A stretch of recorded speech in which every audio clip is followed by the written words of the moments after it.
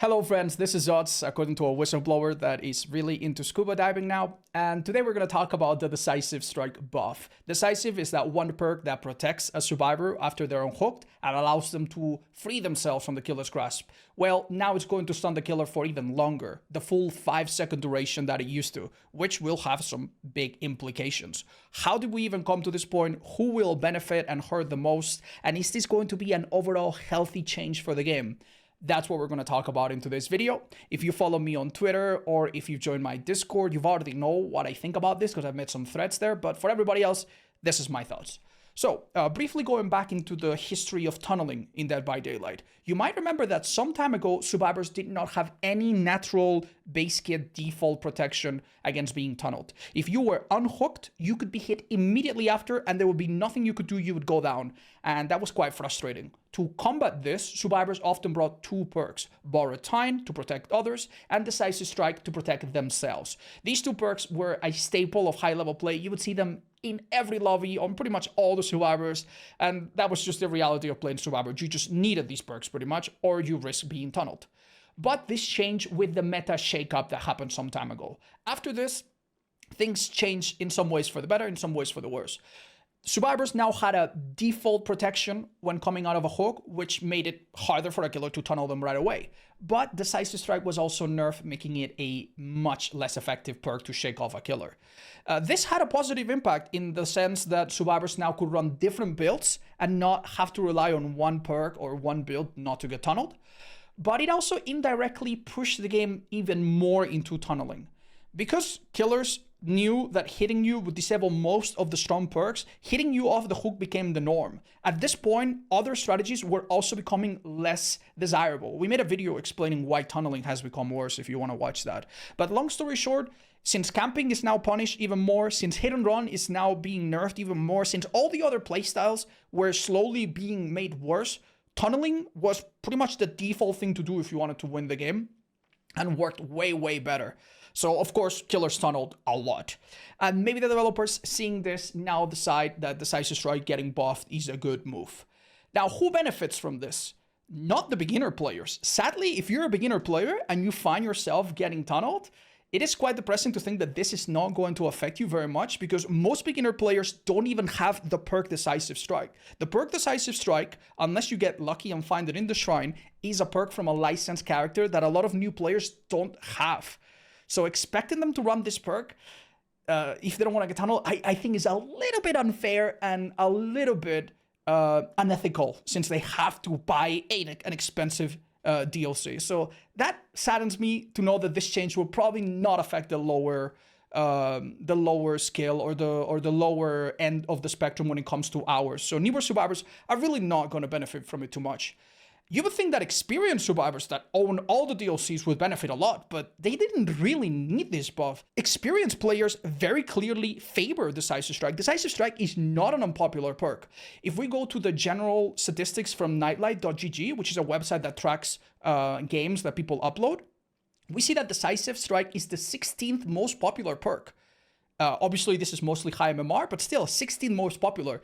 In my own matches, Decisive Strike, at least for the last 200 games or so, is the 10th most popular perk. That means that there are 9 perks that are more popular and 127 that are less popular.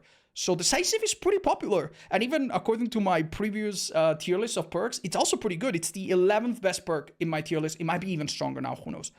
So the perk is good, the perk is popular, and at high level, this is super obvious. People still run the perk a lot. Now, what they do at the high level is very obvious, right? They go down next to a pallet or a window, and they use perks like Lithe to immediately make it distant. Or if it's against a weaker killer, they'll have a teammate come and body block. So even though Decisive doesn't stun for a long time, at the higher level, it doesn't matter because they have these other perks and teamwork to make up for it. Decisive Strike is very, very good at this level. And you don't need to take my word for it. If you go to any tournament or any showcase where people are playing at high level, you will see that this perk gets used as much as possible. If it's not banned in a tournament, it will be used no matter what, just because it's so powerful.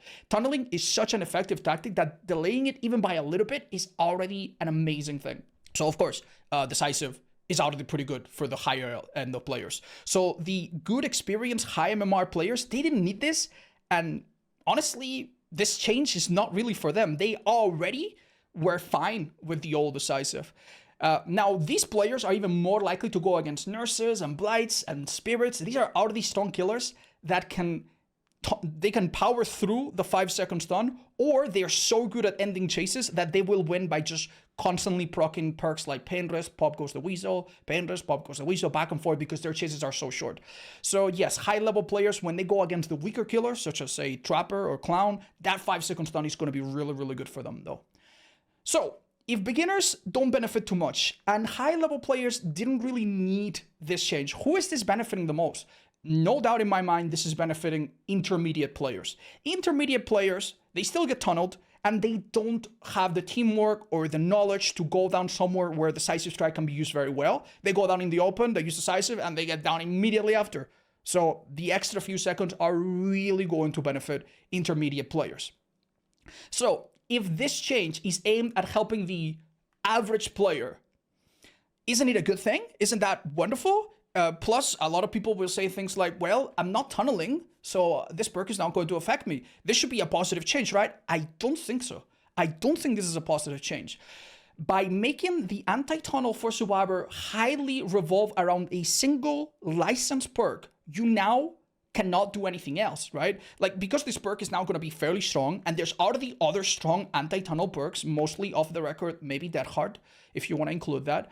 It's now impossible for the game to be balanced if we add more anti-tunneling protection. At that point, it will be way too much, right? So because we're buffing Decisive, that means that we cannot buff default anything else. And this is a bit of a problem, because for newer players especially, now they don't have anything. I would have much preferred if Decisive was kept weak, or even reworked, or even nerfed, for heaven's sake. And then that functionality was instead given to some other common perk, such as This Is Not Happening or Premonition, one of those weird perks that nobody uses, that really doesn't help anyone, including beginners. We could have made that an anti-tunneling perk that is worth running. And that would have been better for the overall player base. We wouldn't have a balancing for high level, for low level. We wouldn't have a perk that some people have, some people don't. We would have a perk that anybody can use, right? And if it's a common perk, then killers will get it in their head even more that this perk could be on anyone, and they'll be more likely to not tunnel and go for other strategies. So I think that would be better. Right now, killers, they might think to themselves, this person doesn't seem to have a lot of hours. I'm going to tell them, I bet they don't have the Halloween DLC. So that is a bit of a problem. Now, another issue that becomes really, really obvious when you see Decisive Strike in action is that some killers are affected by it more than others. If you stun a killer without mobility, like, for example, let's say Ghostface or say Pig, you will stun them for 5 seconds, take about a second to get off, and make a lot of distance. And if on top of that you have perks, teamwork, or get some other obstacle in the way, you can make that chase take a long, long time. Now compare that to, say, the Nurse, where she recovers immediately and she hits you a second later. That is a problem. There is no duration for Decisive that will somehow keep the Nurse balanced, but also not be too strong for other killers. If you make Decisive very short, that's really, really nothing for Nurse, right? And if you make it too long, then the Nurse is still fine compared to other killers. So what would have been the more elegant solution? The more elegant solution would have been to pick the few killers, it's only a few, the few killers who cannot really be stopped by Decisive, and given them a unique condition. For example, if the Nurse gets stunned, it could be by any stun or specifically by Decisive, she loses her tokens, which means that even though she recovers from the stun quickly, she cannot use her power for a few seconds. This is already a thing that happens, by the way. The Ghost Phase, the Legion, the Plague, there's a lot of killers that upon being stunned, they lose their power forever or temporarily. And that is a good thing, right? That we don't have a problem with that. So making those changes to those killers would have meant that Decisive or any other anti-tunneling would have been good without having to change the duration. So that's what I would have done. It especially breaks my heart to know that this change, which some people are celebrating, right? Some people are like, well, I play a lot of Survivor and I get tunneled a lot, so this is going to benefit me a lot. Like, I understand that, and I'm really happy for you, but I wish that we instead had another change that was better for the long-term health of the game. This is a short-term band-aid fix that is going to make the gameplay a little bit better for some people, but it's also going to lock the game into not doing other changes that might have been better. So yeah, that's what I think about it.